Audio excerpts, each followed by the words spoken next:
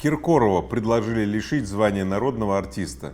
Че? Разбить арбуз себе в голову. Навальный. Это проект. Новый коронавирус посчитали еще более заразным. Мы все умрем. На что Боня живет? Могут это...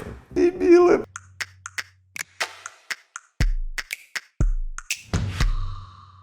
Привет, друзья. Это Рыбаков Ньюс. Поехали. Киркорова предложили лишить звания народного артиста за, внимание, надругательство над ВДВ. Мартынов, штык мне в жопу. Давно не виделись. В рот мне двухстволку. Бывший глава ВДВ генерал Шаманов попросил извиниться для его же блага. Шаманова знаю лично. В свое время в Ульяновске, когда он был губером, выпивали там нормально так. Поднимали экономику губернии, так сказать. Подняли. Сейчас один из лучших заводов компании Технониколь в Ульяновске. В общем, Шаманов это такой, знаете, дядька вот строгий. И если уж он что-то сказал, Филипп, делай. Иначе я не знаю, что они с тобой сделают. Ну ты представь себе, день ВДВ, да, а эти ребята решат разбить арбуз себе в голову или еще что-то сделать. Лучше извинись заранее, пожалуйста. Не надо, осторожней. В конце концов, это наша сила и опора, вот эти воздушные, десантные войска, знаешь, ребята в тельниках такие. Стало вообще какой-то модой или вообще каким-то вирусом на всех обижаться. Чернокожие обижаются на белых, белокожие на... Понимаете, РПЦ постоянно на все обижается, и вот даже теперь ВДВ обиделся на Филиппа. А я вот решил не обижаться. Поэтому давайте так. Пишите мне в комментарии шутки, разные, смачные такие, вот всякие, да, про Рыбакова. Самую лучшую шутку я выберу, и вы ее узнаете, какая победила, да. Слушай, ну там, если будут шутки, там, про бороду, про мою музыку, там, все лучше. В США протесты вспыхнули с новой силой. Более 3 недель в Соединенных Штатах Америки идут протесты. Теперь в очередной раз пьяного, бухого в стельку афроамериканца пристрелил полицейский за то, что тот полез на полицейского с электрошокером. Все. Этого стало достаточно, чтобы протесты вспыхнули с новой силой. А вообще, к чему приводят такие вот протесты? Ну, всегда к не очень приятным вещам для общества. Например, «Унесенные ветром» убрали из каталога HBO. То есть, вот, ну, любое высказывание про сейчас считается неполиткорректным, да, и вызывает опять кучу каких-то вот либо сомнений, либо даже вот нападений со стороны афроамериканцев. Самое неприятное в этом всем, что они начали памятники валить. Вот памятник Джефферсону собрались разрушить, это один из президентов Америки. Так и может и Джордж Вашингтона доберутся, да, на святое покусятся. Ну а что, курочка по зернышку. Я продолжаю не верить в то, что это серьезно. Я продолжаю находиться в ощущении, что это своеобразная предвыборная кампания в Соединенных Штатах. И это политики поддерживают и разыгрывают, вообще говоря, карту протестов, значит, против белых. Это такое вот производство контента в массовом виде. Южная Корея спешно перебрасывает войска к границе с КНДР. Северокорейские военные взорвали объединенный штаб связи с Южной Кореей. Южные корейцы, северные корейцы. Мы постоянно слышим вот эти вот новостные сводки. В 100-й раз перемирие нарушено, в 100-й раз перемирие, значит, прервано. То что-то взорвали, бомбу пустили, ракету какую-то пустили и так далее.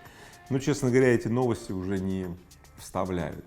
Интересно следующее, смотрите, корейцы один народ, но южные корейцы живут одним образом, северные корейцы другим образом. А вот поверье существует такое: народ сам решает, как жить и так далее. Так все-таки, может быть, не народ решает, как жить, а кто-то другой.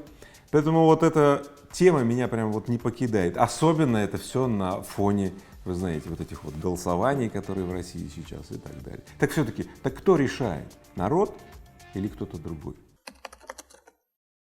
Глава ВОЗ заявил о научном прорыве в лечении коронавируса. Как показало проведенное в Оксфорде исследование. Очередное, блядь. Противовоспалительный препарат дексаметазон снижает риск смерти пациентов с COVID-19. ТВОС и ныне там. Дебилы. Так, ну, про британских ученых, которые что-то там открыли, изучили, или исследователи, вы знаете. Если я хочу найти подтверждение какой-то херни, я забиваю в интернете, значит, британские ученые открыли вот это, да, и мне тут же выскакивает статейка про то, что британские ученые открыли. Шутки в сторону. Вот я люблю конкретно так, да, что никакого лекарства до сих пор нет, и если вот что и у нас есть, то это маски и перчатки, и поэтому Кондратьев в Краснодаре, да, и Путин в России, и Собянин тоже, они все делают правильно. Они заставляют нас носить конкретные меры предохранения. Мы же знаем, что самое надежное средство — это перчатка и маски. Все, точка. Выявленный в Пекине новый коронавирус посчитали еще более заразным. Вот эта новость достойна комментария. Смотрите, пока мы боремся со старым вирусом, вакцины выводим, там, лекарства и используем противозачаточные средства, защитные средства, маски и перчатки, у нас появляется новый вирус, который перечеркивает всю работу, значит, по вакцинам и по этим всем, и все. Что нам теперь делать? Ну, заново бояться, дрожать, бояться, что мы все умрем, заново искать очередное исследование оксфордских ученых. Британские ученые тоже должны выявить, что это более опасный вирус, или, может быть, менее. Я надеюсь, все-таки лето-то мы проведем нормально, и у нас, в конце концов, вторая волна коронавируса настигнет нас, ну, не раньше осени, когда мы уже все приедем с летних отпусков. Против Навального возбудили дело о клевете. Russia Today, один из ветеранов, да, что-то там высказался про то, что надо идти-то вот голосовать за что-то там, за поправки какие-то там, да. Ну, а Навальный прокомментировал, что все, кто снялся в рекламе голосования, да, все они нехорошие люди. Вот. Ну, все ветераны, конечно же, тут же возбудились, что Навальный их всех вот послал. Ну, в общем, короче говоря, они подали в прокуратуру там иск, и вот теперь, пожалуйста, типа уголовное дело. Но дело, вообще говоря, выеденного яйца не стоит. По этому делу Навального не засадить. На самом деле Навального, если бы власти хотели посадить, посадили бы давно. Ну, посмотрите, как батька Лукашенко делает со своей оппозицией. Ну, сами понимаете, да? В очередной раз мы видим, что Навальный — это проект для того, чтобы собирать и аккумулировать такую протестную базу, для того, чтобы возбуждать людей. Для этого нужно их немножко позлить. Ну а позлить их нужно как? Чтобы их кто-то, пес, покусал. Потому что сейчас, в период голосования, очень важно, чтобы пенсионеры, чтобы ветераны, ну правда, замечательные люди пришли и отдали голос, что они за, что они согласны жить как раньше, вот как сейчас, да, вот. Они согласны. Не трогать хороший проект. Благодаря Навальному мы узнали о дворцах некоторых чиновников, о злоупотреблениях некоторых людей. Он полезен для общества, он полезен для Путина, потому что Путин теперь знает, где, ну, лишку, где лишку, поэтому не надо, будьте осторожны.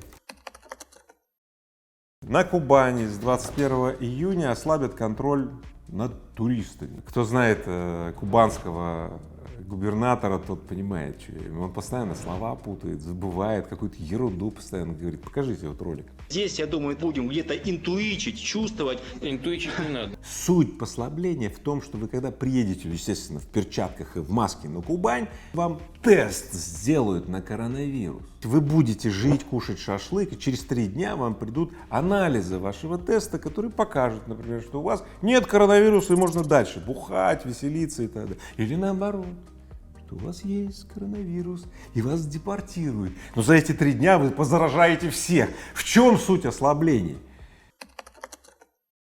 Боня назвала живущими на МРОТ россиян алкоголиками и нищебродами. Кто такой Боня? Телеведущая, она раньше... В прошлом. Сейчас Инстаграм-звезда. Слушайте, а на что Боня живет? Так, а позже решила объяснить, что имела в виду исключительно отбросов общества. Может, она не знает, что такое МРОТ означает? Может, она перепутала? Ну, вообще, это очень похабно. Ну, зачем она называет россиян алкоголиками и нищебродами? Я не понял. Сейчас тренд такой. Все инста-девушки, такие прекрасные, хорошие, грудастые и все такое, они сейчас увлекаются чем? Политикой, МРОТом, голосовать, не голосовать, конспирологией и так далее. Ну, раньше они про коронавирус все знали и говорили, теперь вот у них вот предвыборное, так сказать, вот хайп такой, надо хайпануть. И поэтому, конечно, они, так как они все этого не знают, они постоянно попадают в просак. И Филипп, да, обидел ВДВ, да, и все, я не знаю, как Филипп теперь будет по дороге ходить, по улице, да, ведь его могут это... Вот. Поэтому и Боня, на самом деле, назвав некоторых людей отбросами общества, тоже Боня может не позавидовать, потому что в подворотне ее где-то встретят ребята и предъявят. Ну, когда ты другим вот говоришь такие похабные, плохие слова, неприятные, да, другие же могут ответить. Так, Россия увеличила вложения в американские гособлигации на 80%. Да, с учетом того, что американских облигаций в пакете, значит, вложений или как-то резервов России осталось там, кот наплакал, да, то что на 80% увеличил, что на 80% убавил. Это и то ничего, и это ничего. Я не знаю, сколько себя помню, мы постоянно покупали эти американские долговые бумаги, вкладывались в них, называли их резервами стратегическими и так далее. Ну, а у меня другое предложение. Взять, сделать свой долг, и свой долг у себя же покупать. Ну, у населения, у корпораций и так далее. Слушайте, и сделать рынок своего долга, и вообще потом наш долг продавать американцам. Ну, хватит уже покупать их долги. Ладно бы это были какие-то товары их, а ведь это долги. А что такое долги? Это дырка от бублика. В результате мы покупаем за свои бабки ихние дырки от бублика. Ну, что это такое? Я предлагаю самим произвести необходимое количество дырок от бублика и им продавать. А вы считаете так же? Пишите мне в комментарии, если согласны со мной. Братья сбежали из тюрьмы, но оставили объяснительную записку. Значит, в чем суть? Ребята, представляете, сидят в тюрьме в итальянской, да? Сидят, и вдруг взламывают решетки. Как они смогли это сделать, это уже, видимо, второй вопрос, да? И убегают из тюрьмы, да? И оставляют пояснительную записку, а там написано, что, понимаете, господа охранники полицейские, у нас проблема в семье, нам надо решать что-то с нашими ребятишками, детишками, потому что наши жены тоже в тюрьме. Хорошие папы. Хорошие папы, полицейские изумились, они подумали, они-то не такие хорошие папы, и они стали рассчитывать только на то, что те вернутся через 15 дней, как они написали в пояснительной записке. Короче, сегодня 15 дней истекает, будем ждать с вами новость, вернутся ли эти замечательные отцы в тюрьму и заделают ли они сломанные ими решетки. Ну что, на сегодня новостей хороших больше нет. Напоминаю, с чего мы начали, помните? Про шутки. Шутки про Рыбакова. Пишите в комментарии, выберу лучшую и награжу победителя. Увидимся в субботу.